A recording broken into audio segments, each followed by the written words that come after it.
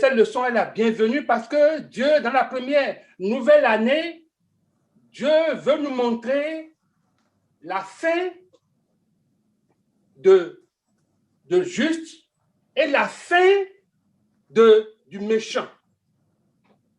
Et il veut que toi et moi, nous puissions choisir à partir d'aujourd'hui ce qui est bien.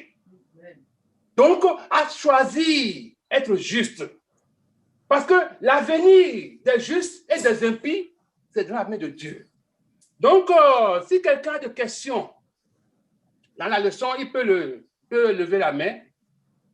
On peut le voir. Si quelqu'un a des questions sur cette leçon qu'on vient de nous donner, il n'a pas de questions. Que le Seigneur nous aide à garder cette leçon dans notre cœur, à préserver cette leçon dans notre cœur. Parce que on nous a dit que c'est un psaume de confiance. Un psaume de confiance. Et qui interpelle, qui avertit les méchants, les impies. On nous a expliqué celui qui est impie, celui qui est méchant. On nous a dit que l'impie, c'est comme un athée. Il ne croit pas à Dieu, en Dieu. Hein? Il ne croit pas. Il est incroyant. Mais il y a deux forces dans ce monde. La force du mal, la force du bien. Il a Dieu, tu sais, tu es pour Dieu ou tu es pour Satan. Il y a deux points. Soit tu es juste, ou soit tu es pécheur. Tu es un impie. Un impie, tu vas dire non, je crois en Dieu. Ah, je crois en Dieu, je ne suis pas impie. Mais qui te gouverne? C'est Satan. C'est Satan celui qui n'a pas Dieu en lui, il a Satan. Le monde a horreur du vide. Soit tu as Dieu dans ton cœur, tu as Jésus dans ton cœur, et Dieu est avec toi, ou soit tu es ennemi de Dieu, ou bien tu ne veux pas donner ton cœur à Jésus, et tu es un pécheur, tu es un méchant, tu es un impie, parce que tous les, comment on appelle, tout ce que nous disons que péché, n'a pas de petit péché. Que le Seigneur t'aide, que le Seigneur m'aide à prendre conscience de ce que nous avons reçu ce matin, à savoir que la parole de Dieu est immuable. Et Dieu, il observe celui qui est intègre. Il observe, hein, et il observe celui qui est droit. Le monde t'observe. Dieu aussi nous observe. Que le Seigneur nous aide. C'est pourquoi dans la leçon, dit observe celui qui est intègre. Regarde celui qui est droit. Car il n'y a une postérité pour l'homme de paix. Car il a une postérité pour l'homme de paix. Que ça nous aide. Donc, ça veut dire que c'est le juste. Il va rencontrer des problèmes. Pourquoi? Parce que le monde qui gouverne le monde, mes frères et sœurs, qui gouverne le monde aujourd'hui? C'est l'Antéchrist. C'est Satan, c'est le diable. Donc, au temps de Job, on a dit qu'il parcourait pour aller voir Dieu. Mais aujourd'hui, il est furieux, cherchant qui il va dévorer. Mais par la grâce du Seigneur, toi et moi, nous ne serons pas dévorés. Amen. Donc, les justes, c'est pourquoi? Quand le méchant, on voit le méchant, comme la leçon l'a dit, on voit le méchant, il est grand, on le voit. Mais si nous regardons dans toute la Bible, les grandes personnes qui ont laissé Dieu de côté, leur fin est misérable. Leur fin est chaotique. Que le Seigneur nous aide. C'est pourquoi Dieu nous prévient, le début de cette année, à choisir et à bien choisir. Donc, il exhorte, les justes à avoir la foi et à avoir la confiance. Parce que lorsque l'ennemi envoie cette tentation, ou bien il nous accule des problèmes, si tu ne regardes pas Dieu, tu vas perdre la foi. Tu vas perdre la confiance. Mais que le Seigneur nous aide. Que le Seigneur t'aide à savoir que cette leçon est venue pour nous exhorter à avoir confiance en Dieu. L'ennemi cherche à effriter notre confiance, à diminuer notre confiance. Et quand il n'a pas de confiance, la foi, on perd la foi. Et Dieu veut que nous puissions avoir la foi. Gardons la foi, avoir la confiance totale en sa parole et en lui. Quelles qu'en soient les difficultés, il veille. Il est toujours là. Donc, c'est un avertissement pour les impies, pour les injustes, pour les méchants, que ça nous aide. Donc, nous voyons que Dieu, il protège. Il veille sur ce, même s'il permet. C'est le mot qu'on doit lui dire. Parce que des fois, il le permet aux justes de goûter à la souffrance, de goûter aux douleurs, des choses de ce monde. Même notre Sauveur, qu'est-ce qu'il n'a pas goûté? Le Dieu descendu sur la terre, il nous a montré le chemin. Regardez le Dieu tout-puissant, Jésus. Toi et moi, nous avons une maison. Quand nous sommes nés dans un hôpital ou bien dans une maison préparée. Mais Jésus, il n'a pas de place pour lui. L'ennemi a incarné tout le monde, à prendre toute possession de tout, pour qu'il n'ait pas de place, pour que Dieu soit glorifié. Dieu se glorifie dans l'humilité. Parce que Jésus doit être né dans l'étable. Parce qu'il est un agneau. Vous voyez comme le plan de Dieu. C'est grand, c'est puissant. Jésus, à cause de sa venue, étant bébé, Hérode est furieux. Il a détruit tous les enfants du 0 à 2 ans. L'ennemi l'a incarné. Mais gloire soit rendue à Dieu. Amen. À travers cela, nous avons vu que Dieu l'a envoyé où? Est-ce qu'on se rappelle où? Jésus, il l'a envoyé où? En Afrique. Pourquoi? Pour aussi faire le plan, pour ce qu'il a promis puisse se réaliser. Donc Dieu fait tout. Que le Seigneur nous aide à savoir que tous les plans, tout ce qui se passe dans ce monde, Dieu est au contrôle. Que le Seigneur nous aide. Amen. Donc, la protection, donc, ça nous montre que nous devons être dans le sang de Jésus. Regardez Jésus en tout temps. Parce que notre sécurité se trouve dans le sang de Jésus. Et nous avons entendu ça dans la leçon aussi. Et nous voyons que les méchants complotent beaucoup contre les justes, contre les malheureux, contre les indigents. Mais ils ont une fin minable. Que ça nous aide. Parce que leur fin est court.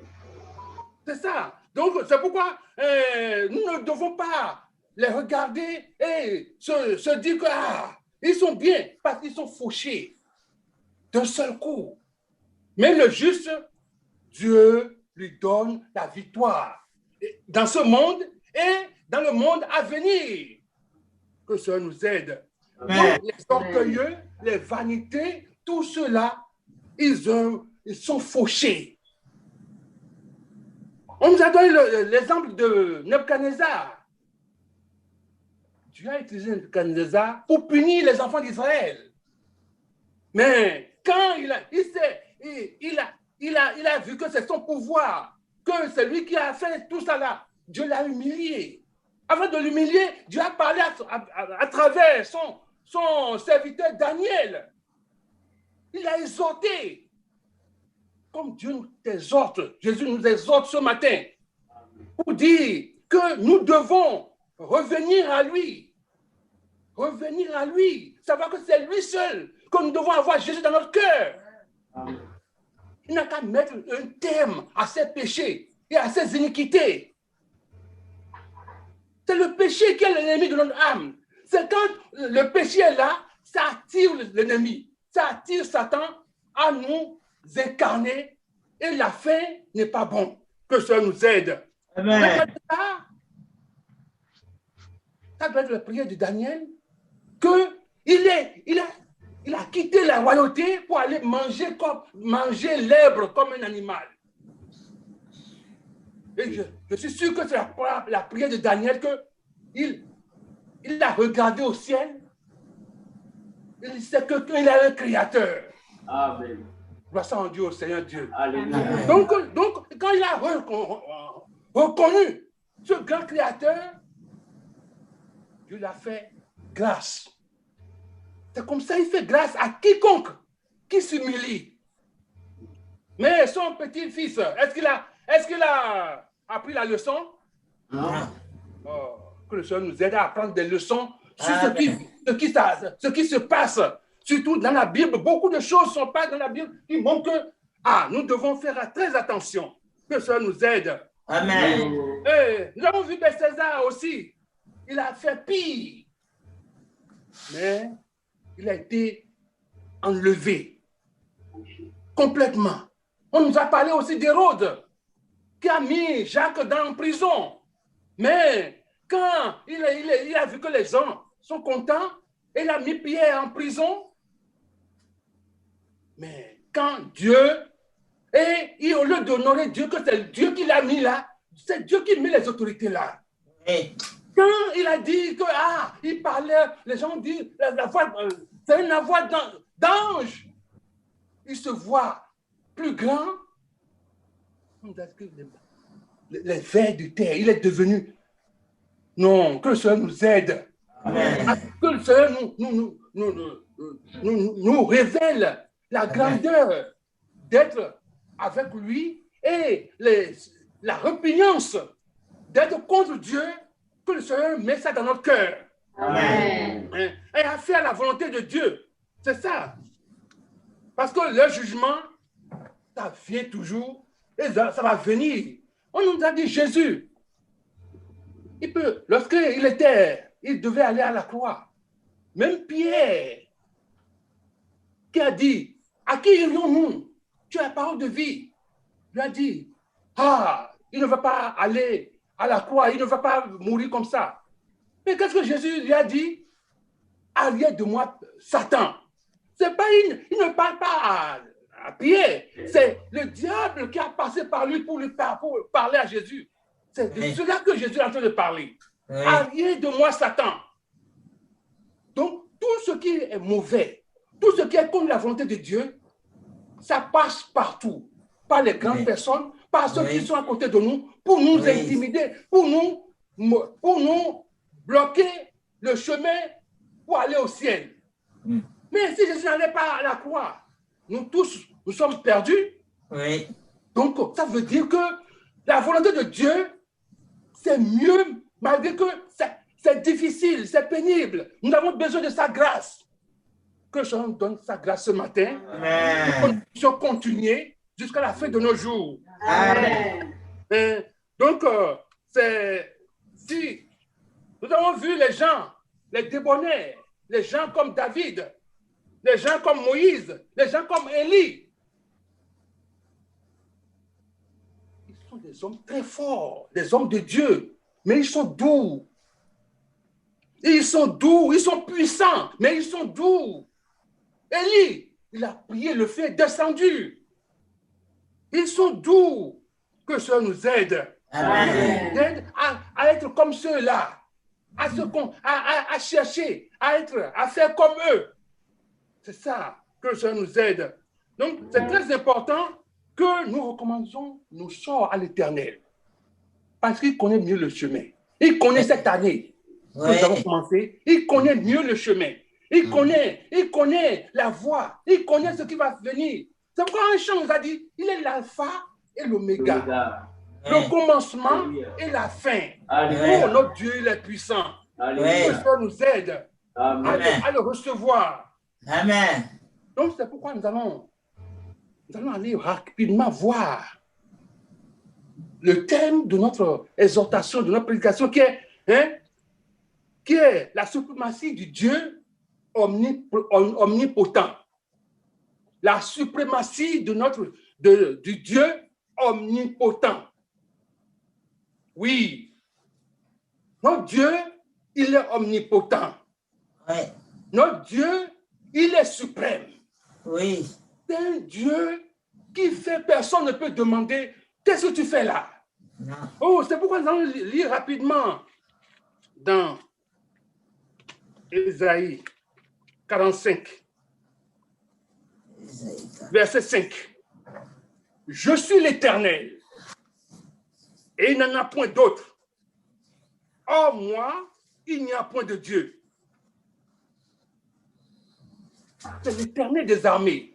C'est celui-là, l'Éternel, le Dieu, le Créateur de la terre et du ciel, que je t'exhorte à accepter, à garder, à préserver dans ta vie, tout au long de cette année.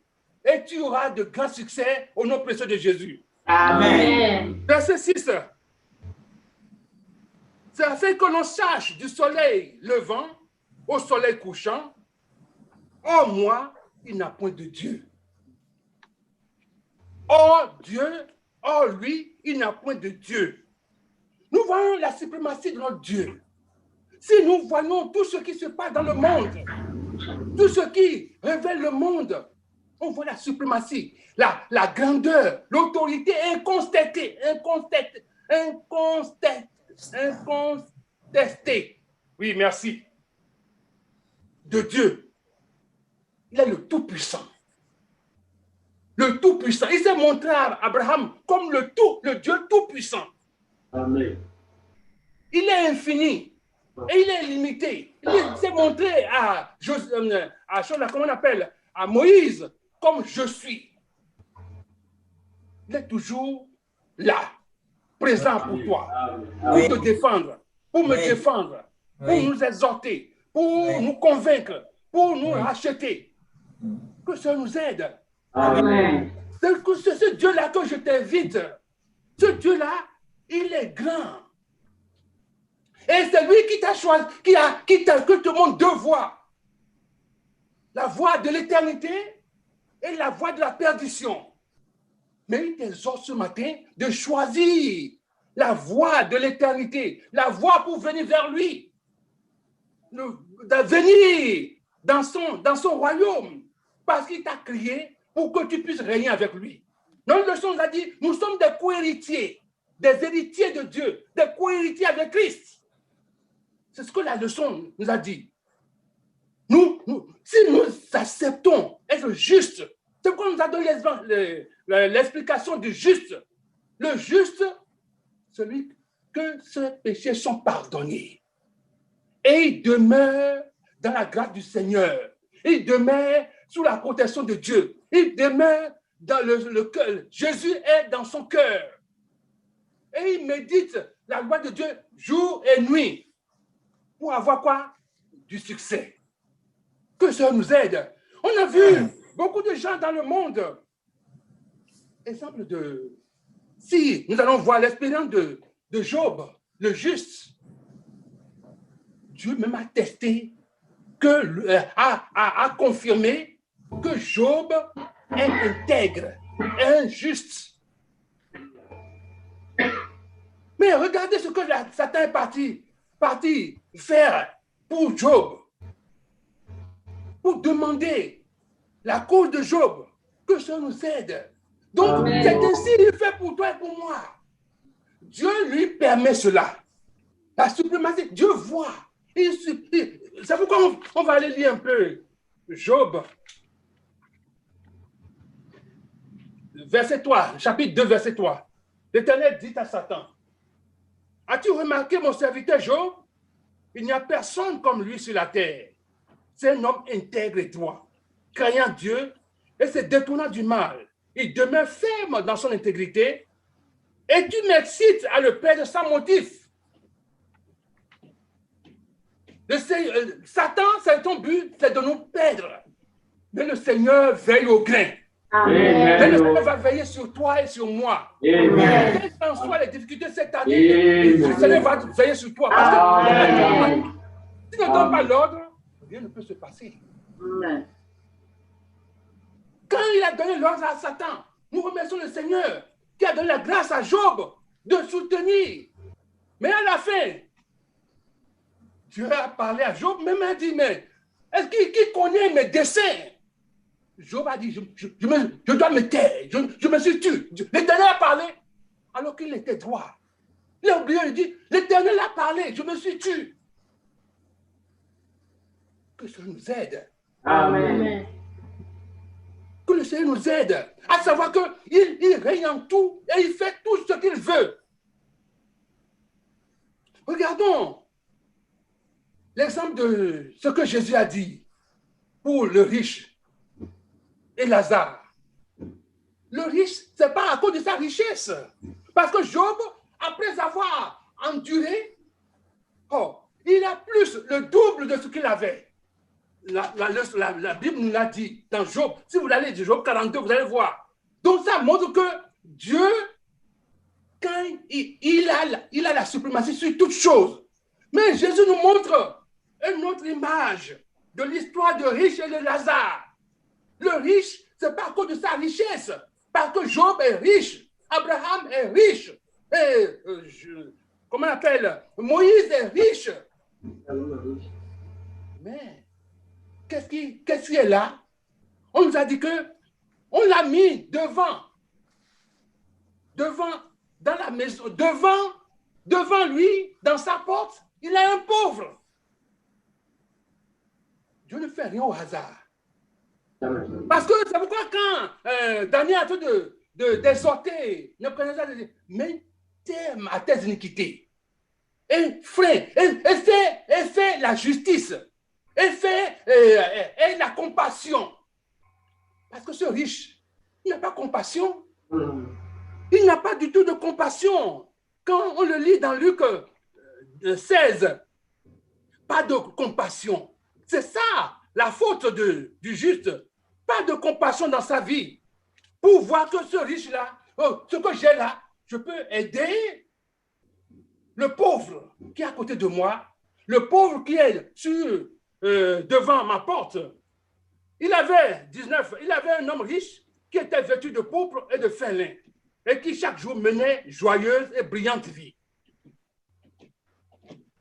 C'est ça. 20. Un pauvre nommé Lazare était couché à sa porte, couvert d'ulcères. Était couché où? À sa porte. Donc, c'est pourquoi Dieu, tout ce que Dieu fait, c'est pourquoi Proverbe 2 nous dit, Dieu, il connaît le riche et le pauvre. Ils ont quelque chose de commun, la mort. Le riche et le pauvre, le riche et le juste, ils ont quelque chose de commun. Et le malheureux, ils ont quelque chose de commun, c'est la mort. Tous deux doivent aller vers le Seigneur. Dieu, pour aller voir, pour aller dire ce qu'ils ont fait sur cette terre. Lui, il n'a pas de dégâts. Il n'avait pas de dégâts pour Lazare. Lazare, tu peux pas dire, il est malheureux. Non, ça représente toi qui souffres aujourd'hui, ou bien qui cherche un travail, qui ne trouve pas, alors que d'autres en ont plein. Oh, qui cherchent à avoir quelque chose. Et tu ne l'as pas. Ou bien tu souffres dans ton corps. Et tu pries le Seigneur. Mais tu es toujours là. Le Seigneur a une fin pour chaque chose. Ouais. Que le Seigneur nous aide. Amen. Donc c'est pourquoi ce matin, le Seigneur t'exhorte. T'invite ce matin, cette nouvelle année, de prendre garde et de venir dans son camp. Ouais. De venir dans son camp. Ouais. Est-ce que tu le veux ce matin? Oui. Le Seigneur est prêt à te recevoir. Jésus est prêt à te recevoir. Et il a la main tendue. Il a dit, vous tous, si le monde pouvait venir vers lui, il va les recevoir tous. Parce que son sang est efficace pour laver tous les péchés du monde. Ouais. Que le Seigneur t'aide ce matin. Amen. À le recevoir dans ta vie. À le recevoir dans ton cœur. Amen. Parce que Le péché, c'est le péché. Si tu es incarné par le diable, c'est très dangereux. La faim, c'est minable. C'est pas bon. Que le Seigneur te donne la sagesse de l'accepter ce matin. Amen.